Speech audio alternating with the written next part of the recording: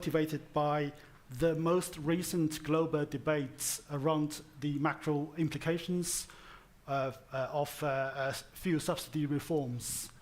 And also, as a matter of fact, Nigeria completely removed its fuel subsidy in May 2023, just after a few weeks, after the newly elected president who took office. In this paper, we studied the impacts and welfare consequences of removing fuel subsidies in an emerging oil-rich economy under changing oil price volatility. The subsidies were introduced to alleviate the global oil price shocks the effect of global oil price shocks on the domestic economy in the context of the great inflation. But they have been associated with numerous issues, including, widening economic inequality, significant fiscal burden, inefficiency in factor allocation, inefficiency in consumption, crowding out effects, fiscal imbalances, all of which would hinder the capacity to mobilize the much needed resources for addressing developmental challenges. More importantly, ineffective subsidies can distort domestic prices and therefore can complicate monetary policy environment. Furthermore, the recent episodes of heightened volatility in relative price movements can get factored into, inflationary expectations and therefore require nuanced policy responses for dealing with oil price fluctuations. I think, therefore, our narrative for this paper is to consider context-driven policy formulation for addressing the potential subsidy and the volatility dynamics. We have come up with a few specific research questions, just to keep you interested for the time being. How does subsidy removal impact macro indicators under varying oil price volatility? What are the potential historical, counterfactual implications of subsidy reforms on performances? What are the welfare consequences of optimum policy exercises versus the case when the central bank does nothing in response to the oil movements? And finally, what might a central bank do in terms of its policy rules that it can mitigate any adverse effects of the subsidy removal? The fifth question is, broader, so I might save it for future sessions. Okay, so the literature, I'm going to be, in the interest of time, I'm going to be very brief on this. We believe that there are 4 strands of literature that are mostly associated with our work. First of which is largely an econometrics literature on oil macroeconomy relationships. I will go no further than this because Roberto presented a much more comprehensive version of this literature, in terms of addressing the nonlinear effects of oil price and/or oil shocks. The second literature is also a large literature nowadays, has becoming ever-growing popular, addressing episodic switches in DSG frameworks. Again, I will not bore you any further because I'm sure you've seen similar literature over the last 5 days. The literature finds substantial evidence for switches in both shocks, volatility, and the structural parameters, including the monetary policy parameters. We aim to stay closer to the current consensus on synchronized switching models, while we want to make a small number of innovations, hoping to sell the paper. Okay, I'll come on to that in a minute. The third literature is on SOE models and the policy design. again, for oil importers and exporters, finding various factors that contribute to exacerbating the shock's procyclicality. Again, the problem with that literature is that it comes up with mixed results and mixed evidence in terms of monetary responses. This leads me to the fourth strand of literature on empirical work on on fuel subsidy reforms. A large number of empirical work studies finding various non-trivial implications for the response of the macroeconomy in the face of changing subsidy reforms. But the research based on general equilibrium framework remains rather limited. So we believe we sense a gap in the literature, is that these existing studies, yes, they focus on the macro response to subsidy reforms, but they tend to overlook the dynamic nature of shifting economic conditions. In particular, the role played by the central topic that's been discussing over the last many days, the role of stochastic regime shifts. In other words, I think the whole selling point of this paper is to address the fundamental question of what leads a monetary policy maker to behave differently over time in the face of reforming the fuel subsidy policies. How do we do this? Right? We attack this problem, using your words,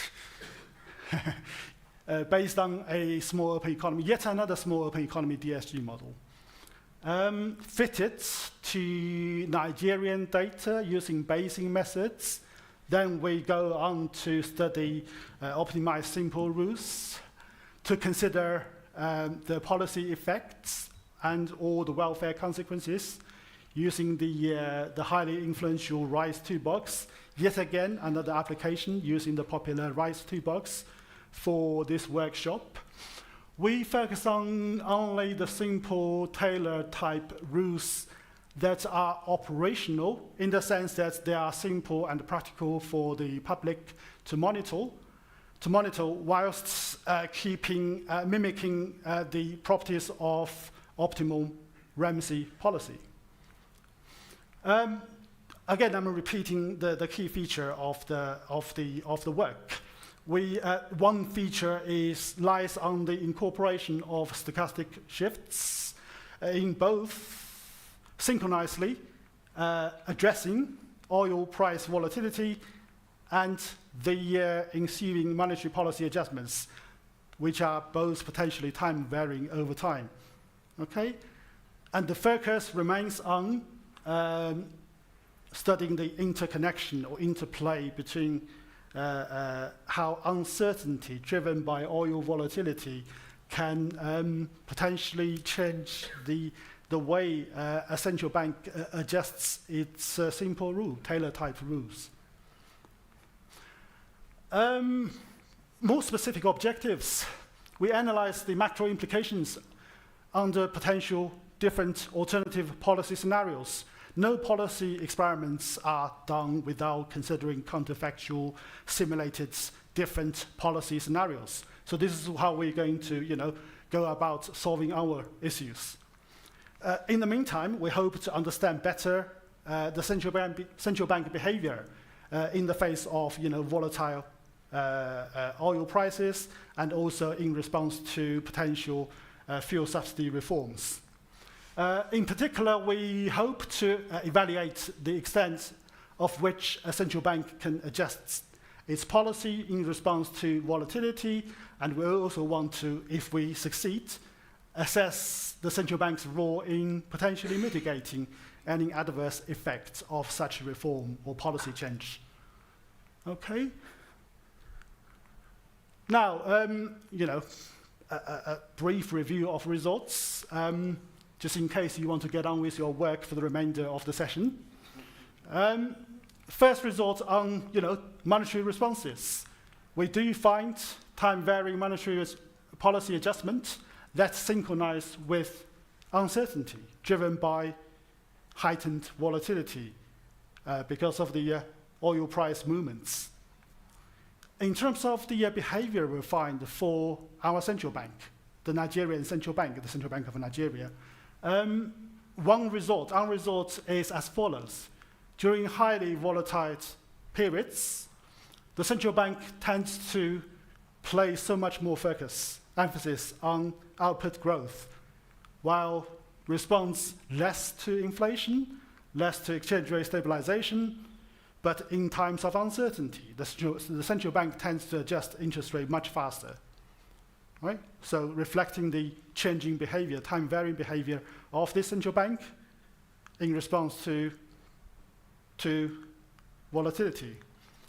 We also have detected 3 major episodes in oil prices. All are related to historical events of the 3 distinct periods. I'll come on to that result a bit later. And finally, in terms of macro instability, the impact of subsidy removal does increase macroeconomic instability in a number of welfare-relevant variables and in a number of policy targeting variables.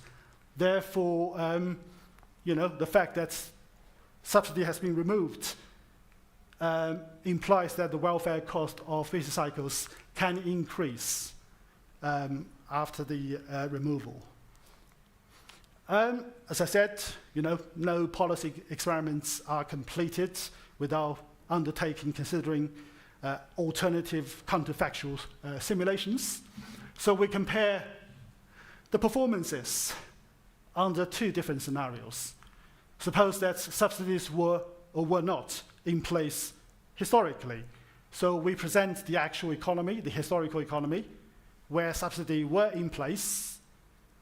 And we also compare this to a simulated artificial economy, assuming that nu equals 1, which is the subsidy parameter that I'll come on to in a minute.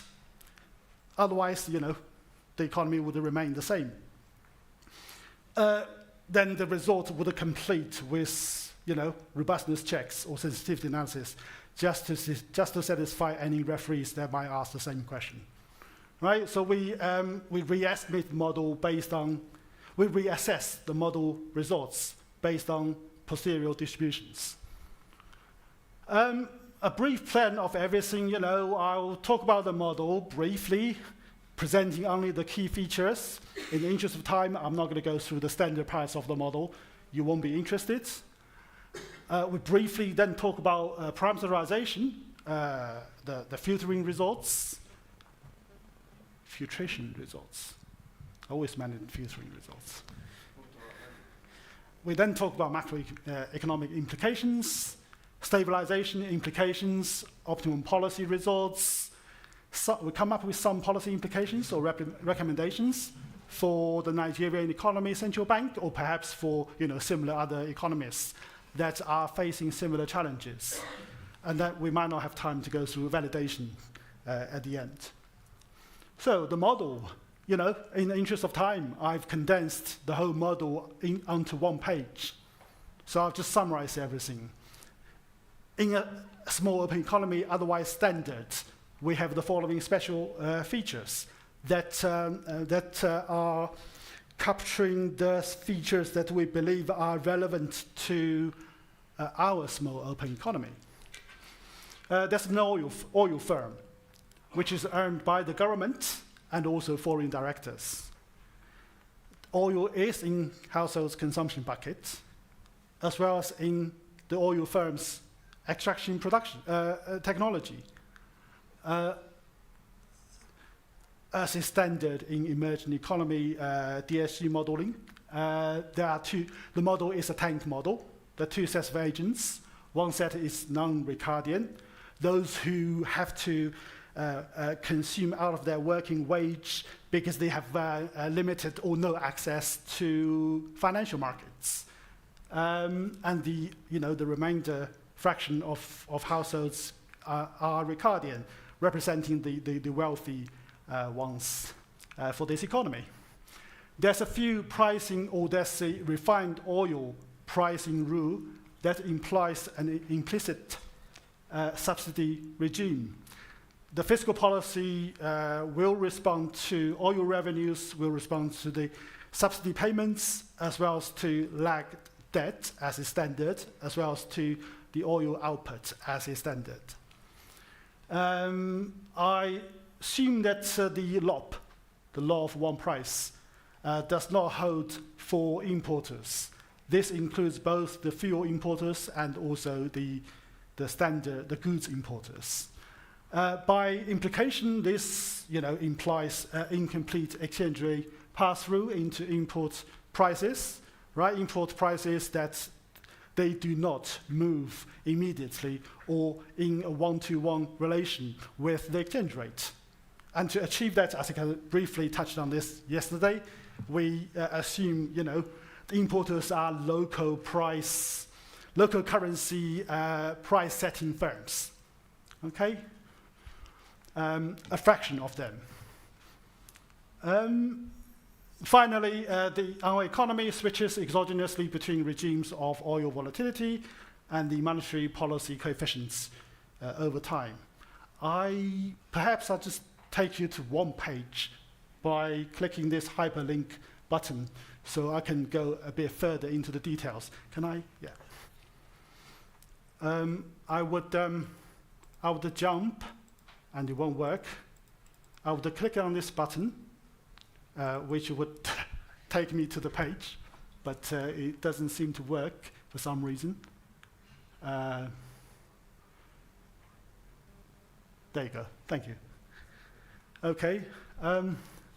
Right, so the oil firm extracts oil using usual Cobb-Douglas, relying on inputs from oil capital, material sourced from the domestic economy, omitting labor, assuming that the oil sector is capital intensive. Also, this is avoiding any complications of labor moving from one sector to another sector.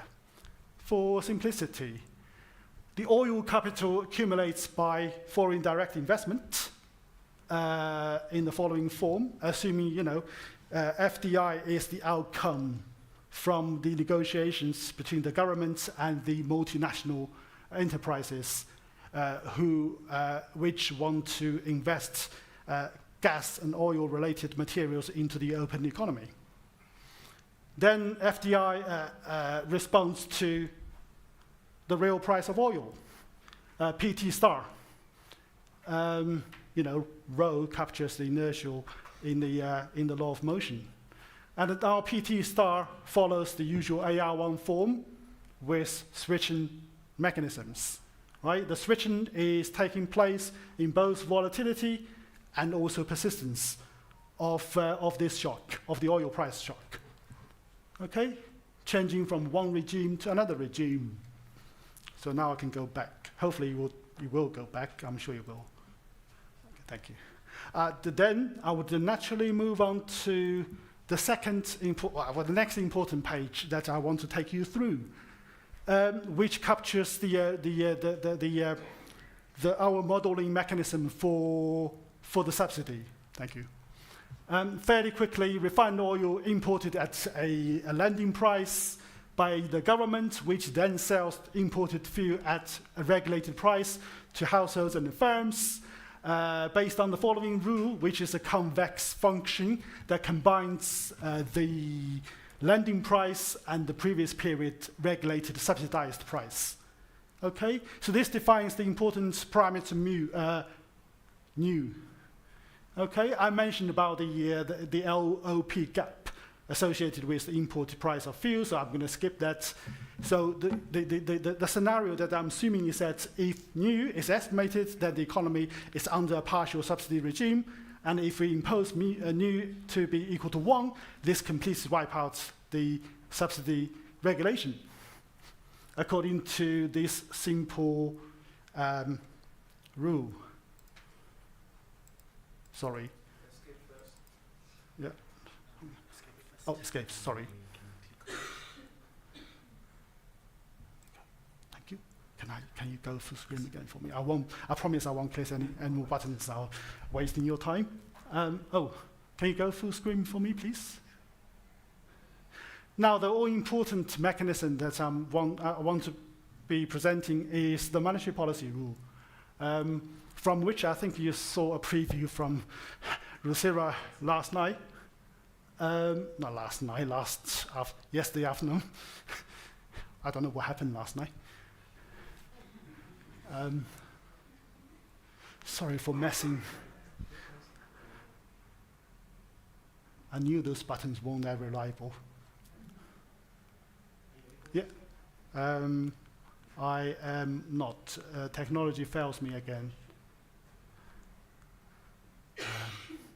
Apologies.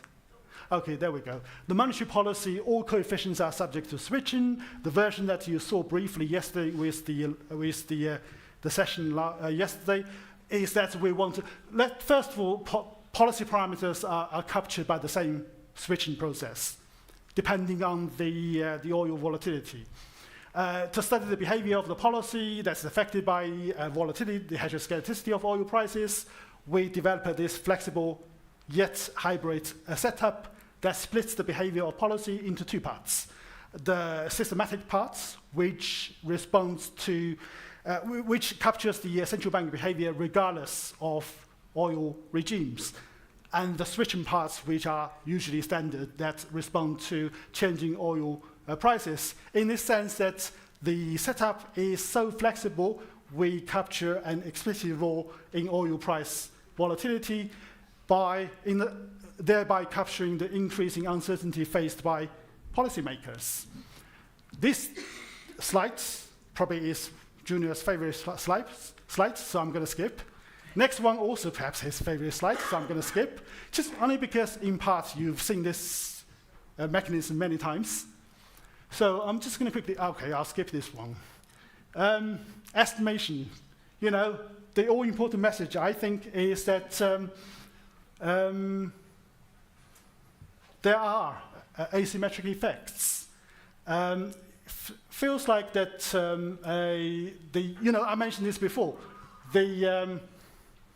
During high volatility regime, interest rate moves faster, whereas the central bank responds more to output, less to inflation. In the high regime, the volatility is almost more than double of the volatility in the low regime. Again, as I mentioned, that I captured 3 episodes, capturing the US credit crisis, respectively, as well as the oil supply-driven collapse in oil prices caused by the booming US shale oil production, which led to an economic recession in Nigeria in 2019. And the final break captures the drop in oil demand due to COVID. I think fairly quickly, before moving on to, before I finish off everything, let's just look at the simulation, really. The impulse responses. I have 4 scenarios. Sub is where subsidy exists, estimated to be 0.5.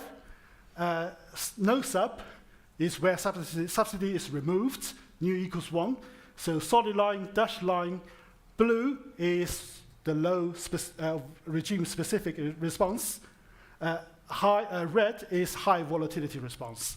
So long story short, when subsidy exists to be 0.5, so there's policy-induced rigidity. Oil firms are less profitable. The demand for materials reduces, so output contracts. There's more income that goes to households, more resources go to households, combined with the decline in the real marginal costs. This means that the non-oil output increases, although with a bit of a delay. Then, because the decline in real marginal costs, and this is reflected in domestic inflation, so domestic inflation reduces, right? Domestic inflation goes down, but the improved terms of trade, because of the exchange rate depreciation, is causing import inflation to increase, as well as the core inflation to increase. So the combined effect means that the decrease in total inflation is pretty small when subsidy is present. If I remove the subsidy, so this reduces rigidity considerably. So in other words, the decline in real marginal cost is much further, and this decline in real marginal cost is fully reflected in the decline in domestic price because of the decrease in oil prices, causing domestic inflation to be falling further, okay? Despite the increase in core inflation and import inflation, which isn't being reported, the decline in headline inflation is much further. So reacting to headline inflation, the central bank would be able to cut interest rates, therefore cushioning the recessionary impact on output. Okay, so these are the main differences, therefore producing better outcomes on outputs, on non-oil outputs, on consumption, and on Ricardian and non-Ricardian consumption.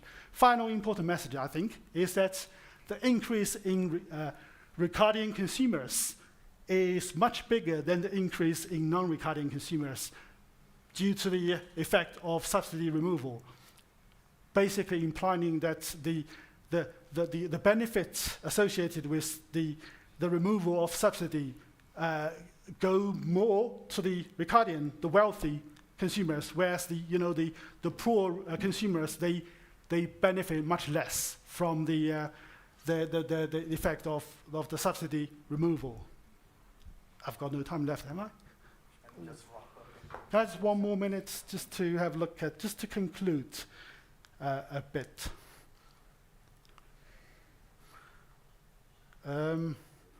Yeah, I'm not going to talk about that picture. This one neither. I'm just going to quickly show you the optimum policy. So had the central bank behaved optimally, what it would do is that it would, react much aggressively to inflation and exchange rate, to all the variables, and the central bank would be much more inertial. Relative to the estimated rule, the OSR prescribes more aggressive responses. The OSR is under no subsidy regime. It's much more focused on preserving price stability, therefore on anchoring inflationary expectations, which I think would explain that under this OSR, the trade-off, inflation output trade-off, could be softened. A result that I won't have time to show, but is in the paper. Whereas, the trade-off would be much amplified, always under states of volatile oil prices. And finally, if I use the omega zero, the welfare loss function, the welfare loss as the performance matrix, then the best welfare is achieved under the subsidy regime, right? Suggesting that removing subsidy would create more macroeconomic volatility. I think these are the main messages. So hopefully you get some sort of a story from the paper. Okay? So I think I should stop here. All right?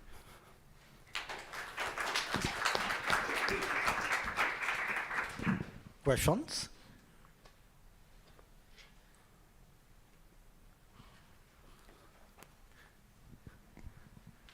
Question from Corvo?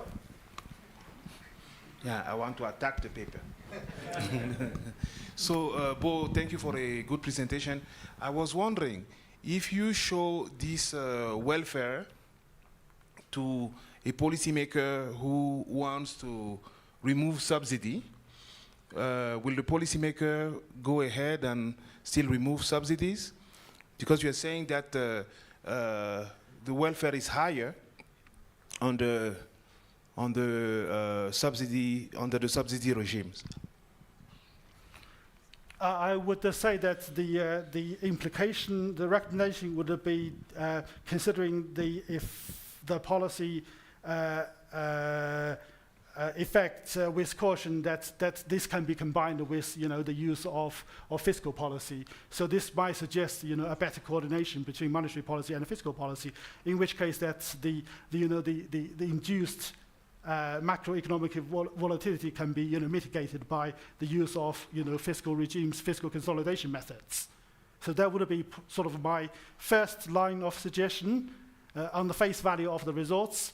That this provides some important implication for careful consideration of a policy mix that can be jointly used for stabilizing macroeconomic effects.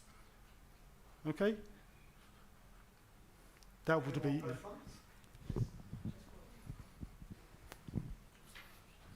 One more question.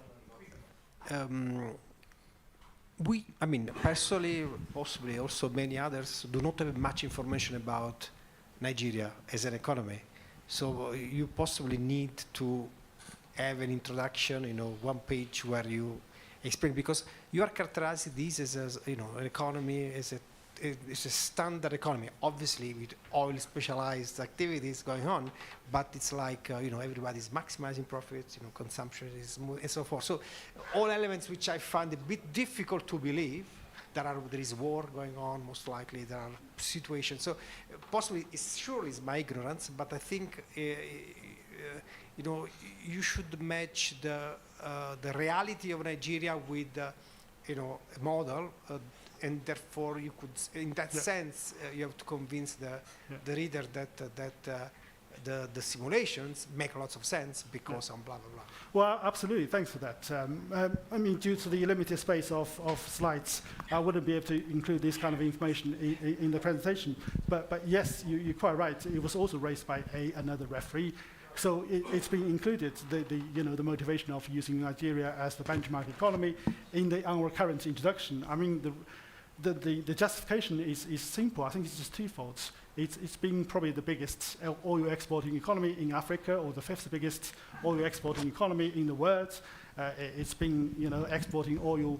90% of its exports has been relying on oil, and surely it must be quite vulnerable to oil price fluctuations. So this is our first reason of using Nigeria. Second reason of using Nigeria is that we want to focus on monetary policy by sort of placing less emphasis on fiscal policy, because we believe that for an economy with weak tax system or weak institutions, fiscal policy can be much less flexible in dealing with economic changes, or fiscal policy can tend to be more pro-cyclical, in the sense that there's always policy incentive for policymakers to increase oil revenues, to increase fiscal spending in response to an increase, a booming oil price, and vice versa. So in the sense that the fiscal policy is rather limited in an economy such as Nigeria,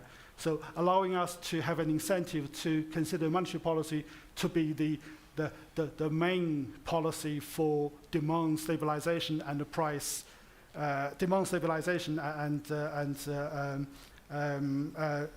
main policy for stabilizing prices. One last quick question and answer. Yes, my question is more technical. I just wanted to find out if in your Taylor rule, all the parameters switch in the same direction, or if there is a particular one, for example, the weight put on inflation that governs the Markov chain. Yes, as I said, the weight on inflation that governs the Markov chain. The weight on inflation. You mean these ones? Okay. Yeah.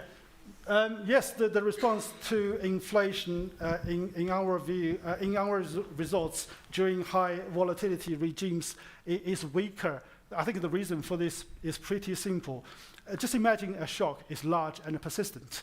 So what happens to the central bank is that for a country like Nigeria, which is heavily oil import dependent for raw materials, is facing a real risk of heightened pressures on its external reserves. So what would happen is that the central bank would move into a panicking mode.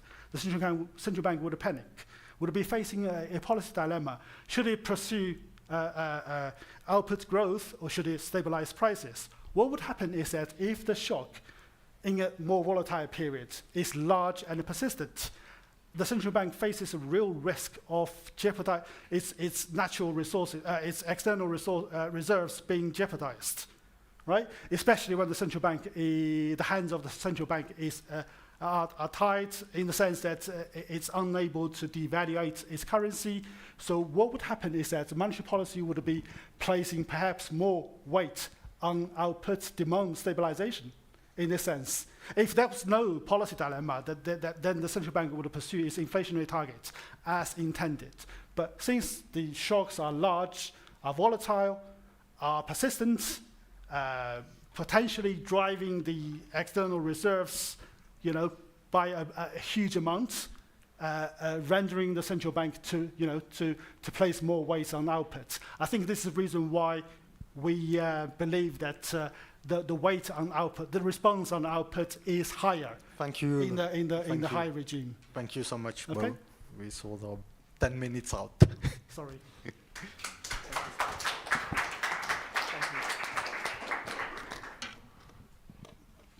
Tatiana once more. Tatiana is a star.